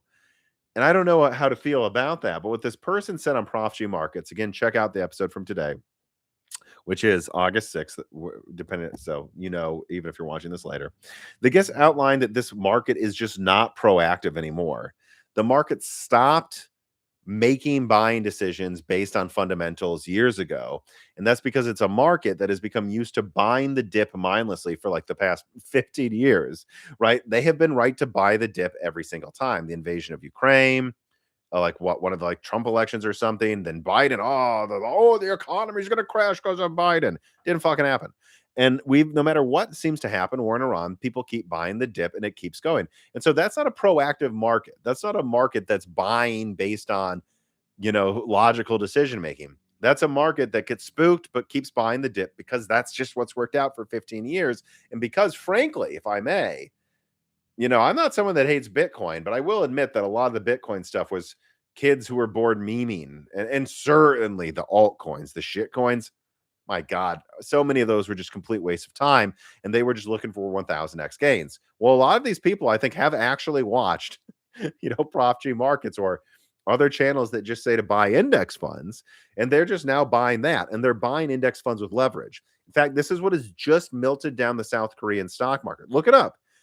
You can get Bitcoin, or again, not even Bitcoin. Bitcoin's actually starting to become more of like a stable current. Like you can get altcoin, shitcoin like pops in value if you just leverage up an index fund. And that's what I think they're doing. They're like buying the S&P, buying the Magnificent Seven, buying in South Korea, those are the Kospi, and they're doing it on leverage. And what that means, everybody, is if the stock goes up 10%, I think, and I'm hoping I'm not getting the ratio wrong here, but if the stock goes up, I think like 10%, and you've like 10 times leverage, you doubled how much you made. But also your loss is 10 times if you lose, I believe, or something. So people are just finding more, or they're like, betting on sports games and losing their houses. I think what we're seeing is a market that's used to buying the dip, and they might be buying the dip on leverage, and it's always seemingly worked out for the past 15 years, and it's not a proactive market, and that's what's making this thing keep rolling forward. And so this person points this out. They want to see a price war between OpenAI and Anthropic for this thing to pop. I would say it would be something like that, or a true shock to the system. Like, in other words, what do I mean by a price war? Like behind the scenes, and this could be forced by like Chinese models like Kimi or DeepSeek that are a lot easier to run, or I say a lot less energy intensive, cheaper tokens. You're seeing American companies switch to Chinese models that are vastly cheaper. And when will that trigger a price war? Because once that triggers a price war, Anthropic, OpenAI, it becomes a race to the bottom in pricing. The Chinese models are 90% as good while using like a fraction of the energy and therefore costing a fraction as much. And then in my opinion, when are there going to be 2 quarters where they realize 2 things, where analysts realize 2 things? Number one, the servers are never happening. They're not. I just saw another massive server get canceled in some state. When are they going to realize this? That through legislation, through people protesting, and also through people realizing it's not good for their town, most data centers shouldn't happen, and they just block them. Like, when is there enough earnings calls where they're like, we couldn't build the server, that analysts go, oh, they're never going to fucking be able to build the servers anyways. The data centers are not happening. When do they realize that? And when is there a race to the bottom in pricing behind the scenes where Anthropic and OpenAI have to lower their prices back and forth to compete with the Chinese models? And then, while they can't build data centers, they also get their profit margins squeezed, and like maybe energy prices are higher because of the war in Iran. That is what I think is going to end this bubble. But it's going to be that. It's going to be the bubble. They're forced to sell. They're forced to liquidate because the market hasn't been rational for a long time, people, frankly. I mean, the earnings multiples, even before AI, were getting stupid. So I don't know. We just saw a taste of how this could look with the South Korean stock market melting down. And I don't know when that happens in the US AI markets, but I think it, again, will be probably after a couple earnings, like, I don't know, maybe it'll be a quarter one or two next year, maybe this year, who knows, where they go, we got to admit it. We've been saying we're going to build these data centers for like a year now. And now we have 2 quarters where we keep delaying it. And then everyone goes, oh, they're never going to build them. And there's a race to the bottom and a price war. So that's what I think does it. Really, really, really recommend the new Prof G markets that came out on August 6th. Because that's a great person that's both a short seller, but also skeptical the market will pop right now. Good person to listen to. All right. Now we have some console questions on much more fun, less serious stuff here. Let's see. So, Ingenuke writes in, thank you for the tip. Would an AMD 7600X, okay, the CPU, the 6-core Zen 4, with 32 gigabytes of RAM and an RTX 4070 Super stand up to the PS6 and Helix? No. First time commentator and new fan. Any upgrade advice? Yeah, I mean, look, if you can get a good deal now, get a good deal. I would say that it isn't the best time to buy, but it's not like it's bad as 2021. Now, in terms of like making clear what you would have to be competing with, yeah, let's run through it real quick. You gave me a tip after all. Gave me £5. So let me pull this up here. All right. So you want to buy a 6-core Zen 4. PlayStation 6 is a 10-core, 10-core. I don't know if this is going to be disabled anymore. Oh, yeah, I guess it is that. So maybe 9-core. We'll see. 9 to 10-core Zen 6. And even if it's Zen 6C is still clocked way faster than before. I mean, you're really competing with something that's going to have at least 50% more cores than your 7600X and like what, 20-30% more IPC. Also keep in mind that Sony is electing to go with C cores. They run a much more efficient operating system than even Linux. It's programmed to the metal for their games. They might even have co-processors for background and like streamlining stuff. So this is going to perform probably like a 910 core desktop within, well, not the 7 gigahertz one. I'm sure it'll be weaker than that, but like, don't think of this like super low clock, right? I think the PS5 has demonstrated it can make do with less before. Now, if you're grouping in Helix, there's no way. Here we have more of an apples to apples comparison. For this one, you get up to 11 cores. I don't know if they'll disable some of them, but up to 11 cores of Zen 6. And some of them are even classic Zen 6. They cut down on cache. Interesting choice, but it's a console, so I think they can program more to the metal. Won't be an issue. So, no, your CPU is frankly going to be like maybe less than half the performance of this CPU. Now, as for the 4070 Super, no. I mean, this, I think Magnus's GPU is probably like 5080 performance, maybe even 5080 Super, and will have maybe better ray tracing. And I concluded the same thing with PlayStation GPU. I mean, you're looking at something, I mean, how would I put it? That's probably around 5080 performance in raster, but 40 or better in ray tracing. So no, yours is just going to be weaker. And this is why I often say the year before a new console generation comes out, that's kind of where there should be a moratorium on like fully building a new PC, because it's not going to compare. Like if you built a 2080 PC or 2080 Ti in 2019, I'm sorry, buds, you probably spent 2500 to get something that might have been around a $500 PS5. RDNA 5 is going to be a huge uplift. Zen 6 is going to be a huge uplift. Those are both rolling out, I think, maybe in under a year from now.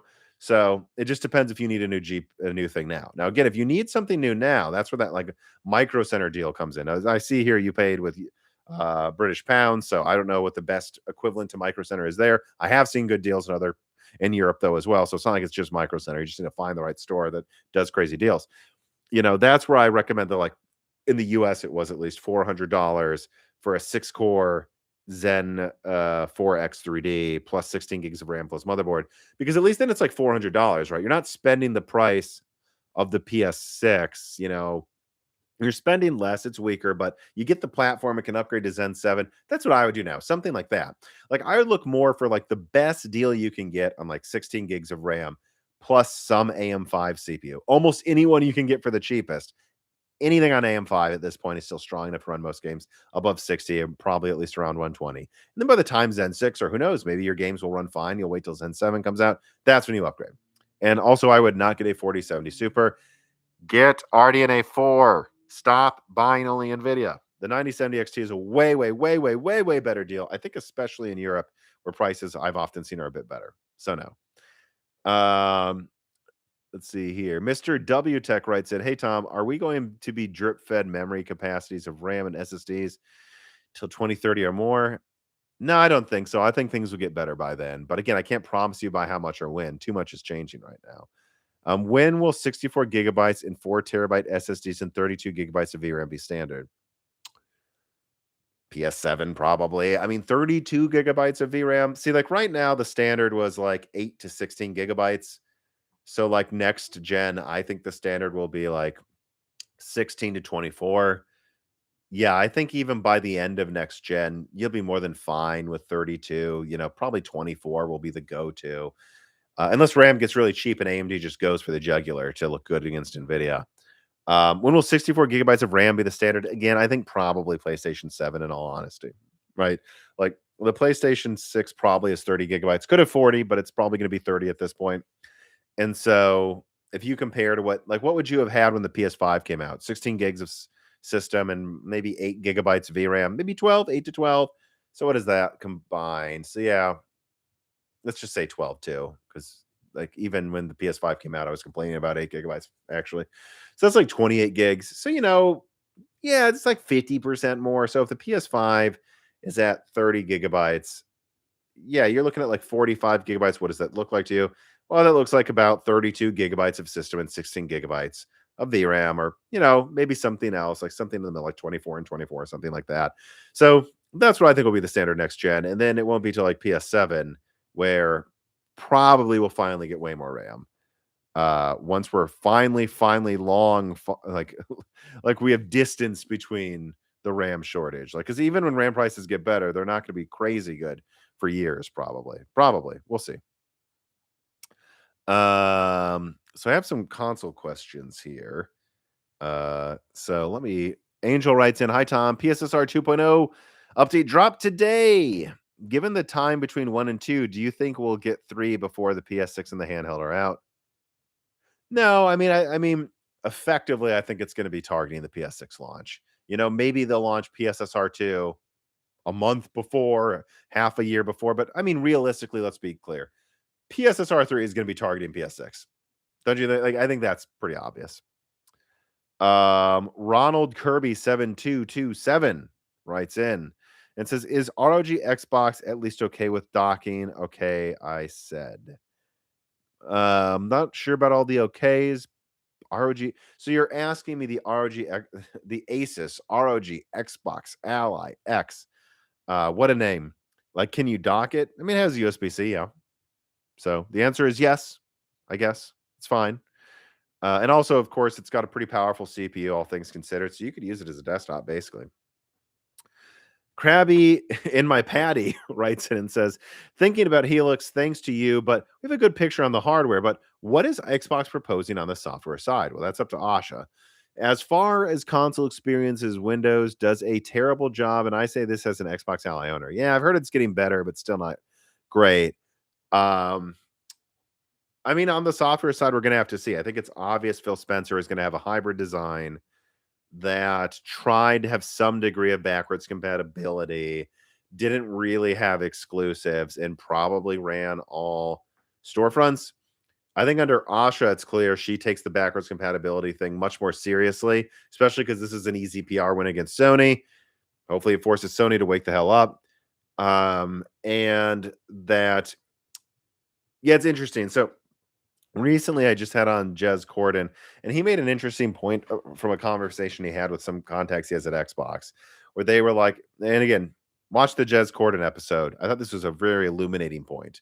He said that something to the degree of, with a normal gaming Windows PC, like 1% of gamers, if they have Steam, bother to use Game Pass. And that's still enough where if you have whatever hundreds of millions of Steam users, right? 1% still millions on PC, But he said an Xbox Ally X gamer, they use Steam, but he said 4% have Game Pass, and with in some markets, it's in double digits, and it's like at first you're like, "That's a failure," but it's like, "Well, this is fourfold the users using Game Pass," and so an argument I made, and I just had a short come out about this actually. I summarized it in a short because I thought it was an important point that needed to be highlighted. Um, there's an argument they could make, and this is kind of the argument I've been making because, like, also Colin Moriarty will push back and say, "How can you make money with Steam on Helix?" And if they do put Steam on Helix, which remember, I'm skeptical. I'm still 50-50 on that because Asha won't directly say it. But if they put Steam on Helix, here's why. It's because they're going to have a partnership with EA and Ubisoft and maybe another couple publishers where they have a storefront that boots up. It's going to feel like you're using a Series X when you boot up Helix, probably. And in the storefront, they're going to make a deal with like EA where they say, hey, if you don't bother to push your own storefront that hard on Helix, obviously people can install whatever they want, but if you let us merge your storefront into our storefront, we will take a 20% cut or a 10% cut instead of a 30.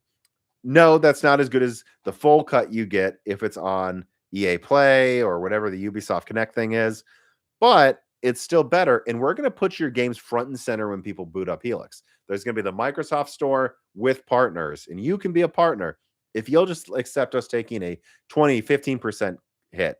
And then, yes, you can install Steam on Helix, but you've got to alt tab out of Xbox mode. Maybe it loses some optimizations. And this is very important, it's still better than nothing, right? Like if people buy Helix to get a cost-effective PC console hybrid that can play all of their old 360 games, apparently that sounds awesome. If half of the people or even 3/4 of the people that boot up Helix go to Steam, that's still better than 1%, right? Like right now, 1% get Game Pass or something. If they can get that to 25% and they can sell a decent amount of Helix consoles, that's a lot better than the other option. And so that's what the argument sounds like. And so if they have Steam, that's why they will have it. If they don't have Steam on there somehow, that means Asha Sharma decided to lock down the console more than Phil Spencer was going to. And we'll just have to see what happens. But yeah, I continue to be skeptical that like Steam is just going to be front and center next to the Microsoft Store. I feel like there's going to be some catch, but like she'll kind of let you use it. We'll see. Gamester writes in and says, "What are the chances that Xbox makes an Xbox CD drive for PC back compat?" Well, they don't need to. You can just put a disc into a PC anyways. But the way they're doing it is really smart, apparently. No, go get your 360, put your game in the 360. There will be an app you download, and then you get the license on PC. And then if you throw away your disc, it's gone. No one can steal your game from you, or you can keep it in your closet. Like I have a closet over there. And that's where you store your copies of your games for longevity. There's no need to add a disk drive to Helix. Now, who knows? Maybe they still will, so you can run games directly that way, but they don't necessarily need to. I think I think their Positron idea is a good one, though. I think it's good enough too. Devious DJ Aftershock says, "I've seen AMD engineers on GitHub refer to CDNA as UDNA." There you go. Also, RDNA 5 and GFX 13 per AMD engineers on LLVM supports. Wave 32 and 64, while CDNA only supports 32. Yeah, I don't know. There you go. RDNA 5 might be UDNA. That's really interesting, Devious DJ Aftershock. I'm surprised more people aren't talking about that. JSB8LL writes and says, "Thanks for changing your pronunciation of forum to forum rather than forum. Forum. Okay. Keep up the great work." Well, I reserve the right with my weird Midwestern accent to say it however the fuck I want. So forum is back now, actually. What we got here? Thank you for the tip, though. Hugo L0512 writes in, "Greetings, Tom. First time commenting. I was wondering if you have any insight on whether AMD will launch a Zen 3 Extreme. If so, what would it look like?" I mean, I do. No offense, but you guys ready for this? Yes, and there will also be a PS7. Heard it here first. Yeah, there will be a Z3 Extreme, and I believe it will probably be based on Medusa Halo Mini, which is 24 compute units. I think it was up to 11 or 14 cores, something like that. And they'll probably disable some of the cores down to like 8 again, or 12, or I don't remember what it was. So yeah, I think they'll base on Medusa Halo Mini. And that should come out mid to late next year, I think, if I'm remembering right. We'll see, at least by early 28. Eric Winberg writes in, "Heyo, Tom. Heyo. For Ryzen 10,000, do we really need B850 with 64 megabyte BIOS ROMs or better? Thank you." Is there someone saying that? I mean, Zen, is this some? See, I've seen people ask me this, and it's like, so is there someone spreading some rumor I'm not aware of? BIOS. Who's saying that? What reports? Oh, Tech Power Up says they have a leak that says 32 megabytes will support it. So there. I mean, I don't know who this leaker is, or like if I can trust them. The AM5 motherboards. Yeah, so no, it looks like the consensus is that 32 is fine anyways, everybody. 64 BIOS are considered for future-proof boards. Yeah, but still, you can still upgrade them. It would just might be you have to put you might have to update it with your old CPU first before you get the new one, right? So no, I don't think so. I've seen nothing that suggests that. Methinks Wave 64 support on RDNA 5 is for console backwards compatibility, devious TJ aftershock. Yeah, maybe. Could be. I don't know. All right. Let me see here. Any final questions, everybody? I think I've gotten through most of the tipped ones. If you are in the Moore's Law is Talking Discord in the after video chat, throw any question up you want right now. Otherwise, final tipped questions. Speak now or forever hold your peace. Let me see what people are saying. Let's see.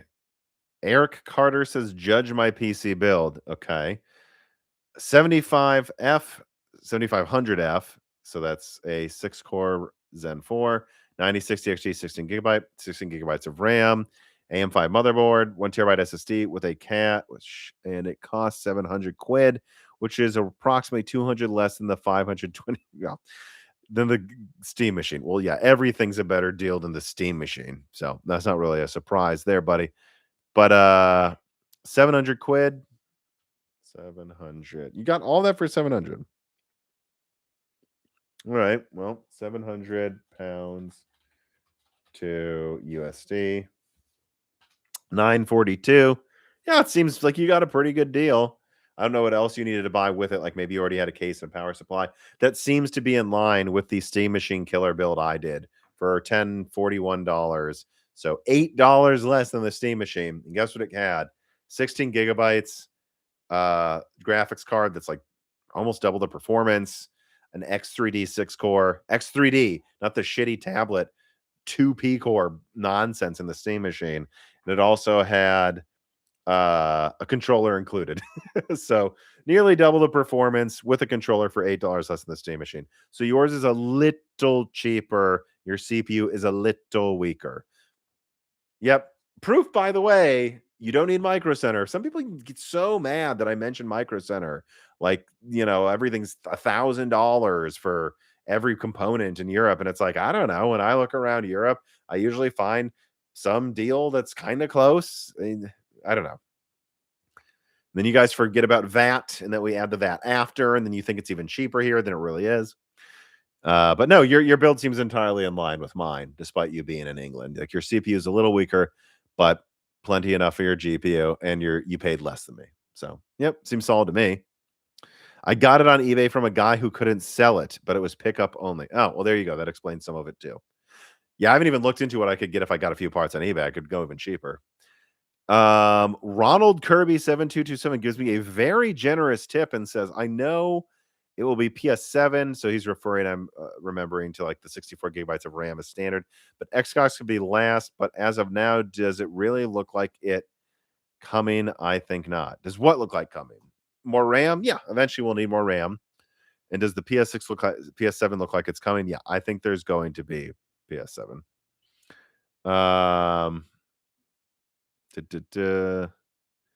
In his forum, 8 core plus used SODIMM is very reasonably priced. Yes, it is.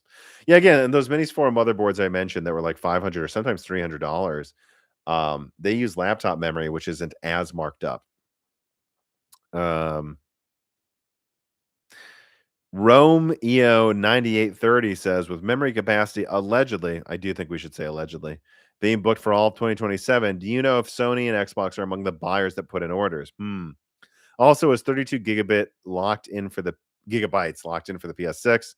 Not necessarily yet. No, Sony can remember the PS4 went from 8 gigabytes of RAM. I think like less than a year before it launched, less than a year. So Sony's not making the final RAM decision until I believe Q2 of next year. They're going to wait to the last minute, probably. Now they might still start buying up some RAM early, maybe for some of their stuff. But then they'd kind of have to wait to see what capacity is going to. So no, I think they make that decision in like 6 months. So not locked in yet. The Tenere writes in and says, is AM6 far away? Yes, it's probably like 2030. Yeah. If so, will my 5700 X3D and 4070 Super hold me over? I would upgrade. Well, upgrade if you need it. You know, you have an 8-core X3D chip, even if it's Zen 3, that's probably fine with your 4070 Super. You have tons of RAM, 64 gigabytes. You know, I think don't upgrade unless you need to. Like the one thing I would look for with your 4070 Super. Let me check one thing. So, I need to make a note of something too.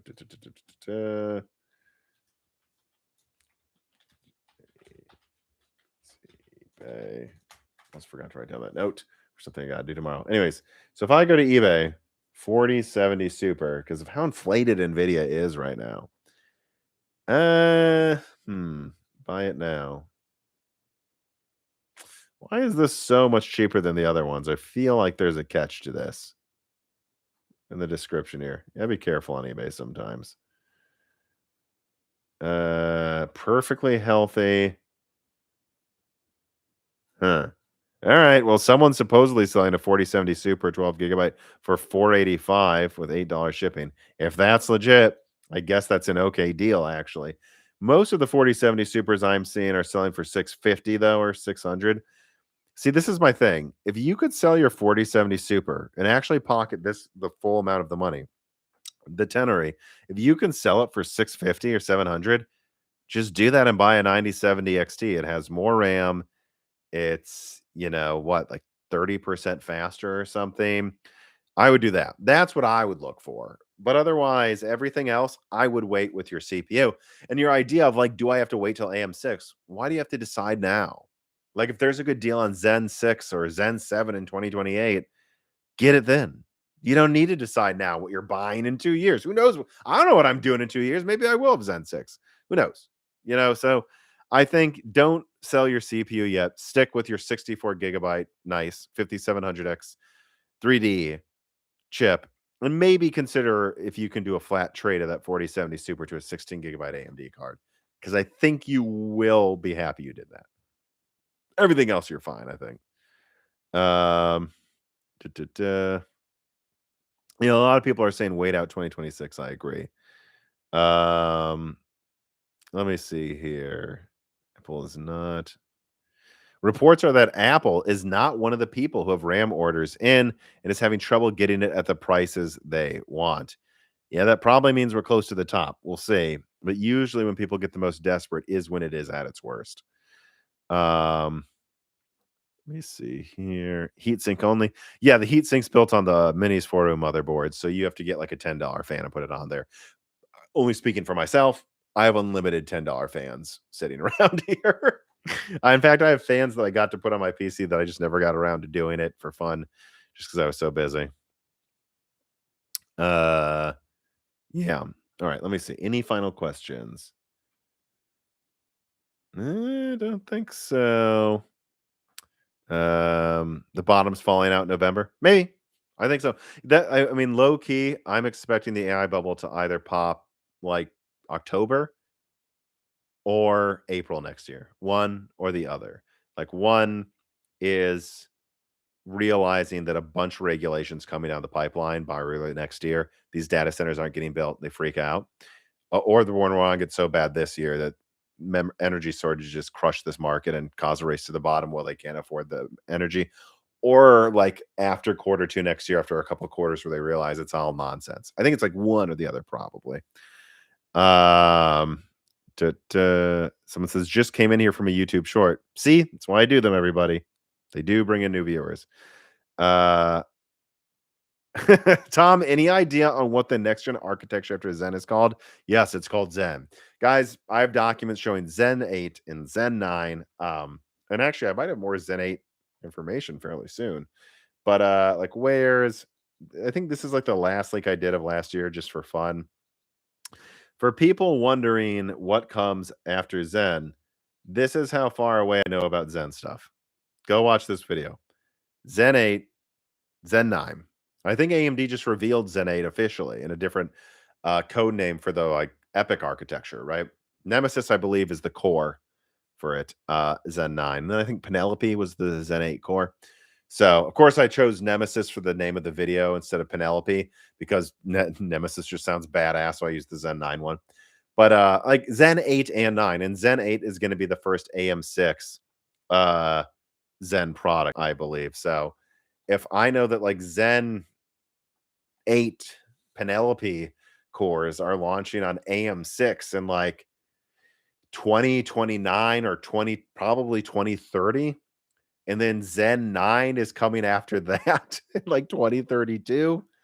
Guys, Zen's going to be around for a while. It seems like we might have another decade of Zen. It's kind of looking like it to me. So let's not talk about what comes after Zen for now. Can you pair a 5080 with a 5800 X3D? Yeah, of course. Yeah, of course you can. Someone says naming it Nirvana would be funny. I think there was some code named Nirvana. I think they might have already used that. Hune gives me vibes that he's the one to succeed Lisa. No comment. And from what I know behind the scenes, I would doubt that. That's all I'm going to say. How are you, Tom? I'm good, but I'm tired. I'm going to go make chicken parmesan. So I hope you guys had a fun time watching this here. I hope you have a good weekend. Everybody, please remember, like the video. Over 1,000 of you are here. Let's get to 1,000 likes. Please share the video and subscribe to Moore's Law Z on YouTube.